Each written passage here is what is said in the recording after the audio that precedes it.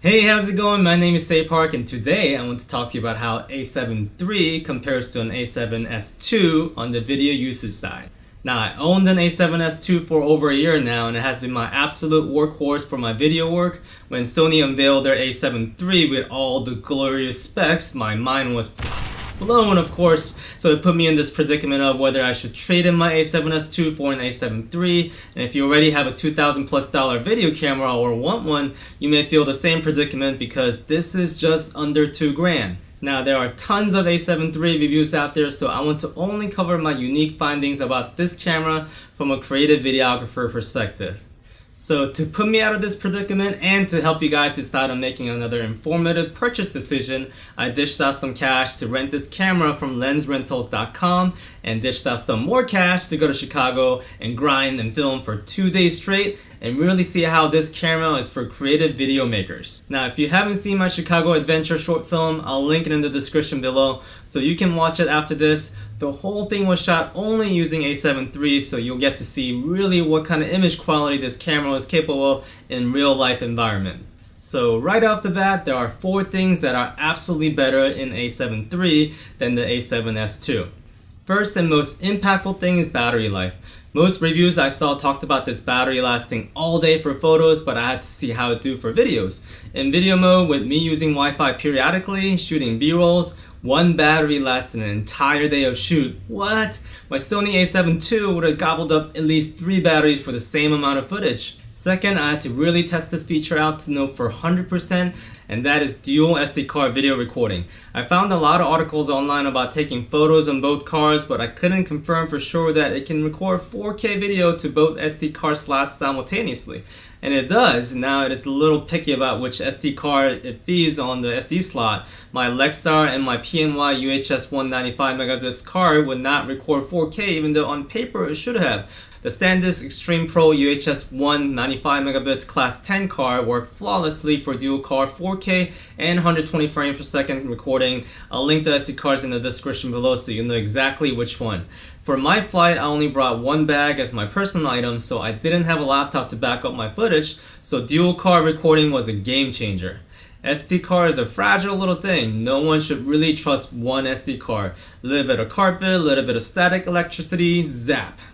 Third thing that absolutely stood out to me on A7 III compared to an A7S II was that the native ISO for S-Log2 has gone down to 800. If you ever use A7S II or A7R2, we were always struggling trying to use that awesome dynamic range of S-Log2 color profile, but blinded by this starting ISO of 1600. I have my own collection of ND filter just so that I can shoot an S-Log2 with sunlight.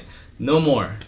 Fourth, amazing 120 frames per second. On A7S II, we had this huge 2.2 crop factor when shooting in 120 frames per second. It was so much zoom, I just not end up using 120 frames per second in most cases. And no more ridiculous crop on A7 III, and the colors were much better, and it was not washed out. Thank you, Sony. Now for the 3 areas that A7S II shine compared to A7 III on video. Get it? Shine? Because yeah, it's still king of extreme low light. Yeah, don't get me wrong, A7 III performed really well in low light. There was this one shot I filmed in the airplane at night looking down in Chicago, and I totally forgot that I was filming with A7 III since I was at like ISO 8000. But when I looked at it from the computer, there was this kind of noise pattern that took away from the detail of the shot than I was used to in A7S II. As you can see though, it's still really good compared to any other camera in this class. But I think A7S II just looks better in extreme low light. And the next thing really is a unique thing that either will kill your workflow or doesn't affect you at all, but I'll tell you anyway. Now, I went to this Chicago trip by myself. I am what someone would call motion editor. Shredditor is a person who shoots and edit. Motion editor is a person who has to model on top of that. I had to film myself. To do that, I use this phone app. I frame myself from far away and tap that record button on the phone. So get this, A7 III from a Play Memory app does not have an autofocus to manual focus toggle. You see, I was trying to film my walking feet with the 2.0 f-stop. I had to look like a weirdo though, then take off my shoes, put it where I'll be walking, focus on that area and switch to manual focus from the camera so it doesn't jump around. Now I don't mind looking like a weirdo, I mean we do it for the B-roll, right? I just expected a setting like that in a modern camera. Now that's not the only thing that's missing from the phone app in the video mode. Here on your left is the app menu from the A7 III, and one on the right is the app menu from A7S II.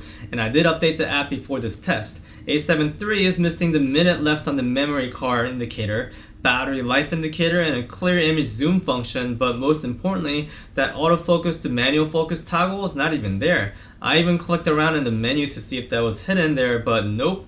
It would have been really helpful if the awesome tap to focus was available on the phone app like the A7R III, which I got to test earlier this year.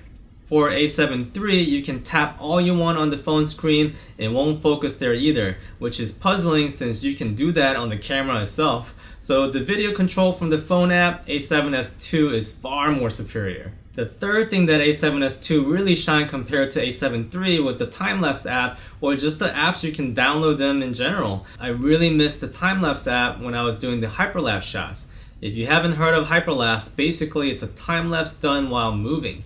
For A7 III, instead of the camera automatically taking a picture at an even interval, I was counting in my hand and taking each picture manually. Try that when you have to yell at the crowd of people in front of you and say, "Could you move please? Hyperlapse coming through." I know yelling at them usually doesn't work, but the app would have been really helpful since I didn't want to deal with the intervalometer. The last couple quick things I just want to mention is that the reason why A7 III has a slightly lower review stars than most online retailer is that it doesn't come with the charger.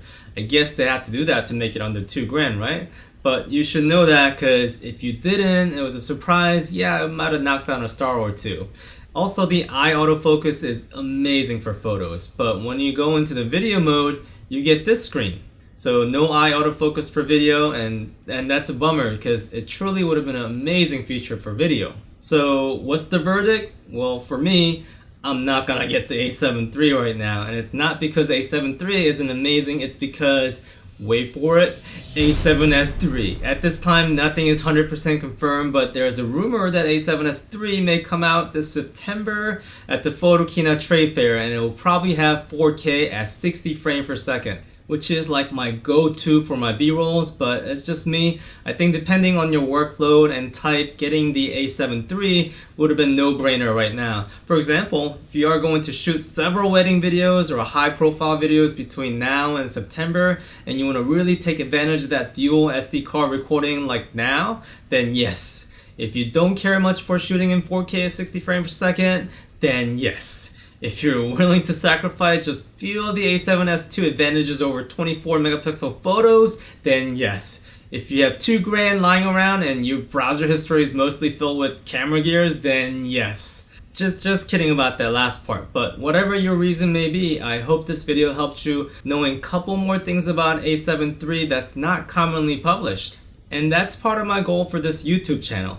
There's a lot of really good lengthy camera reviews on YouTube. I watch those like all the time, and they're really good, and I enjoy them a lot. But what I love even more is really using these gear in the field and talking about how they help my creative process. If that sounds like something that could help you, hit that subscribe button so you can come back to my next video. And don't forget to check out the A7 III Chicago trip short film.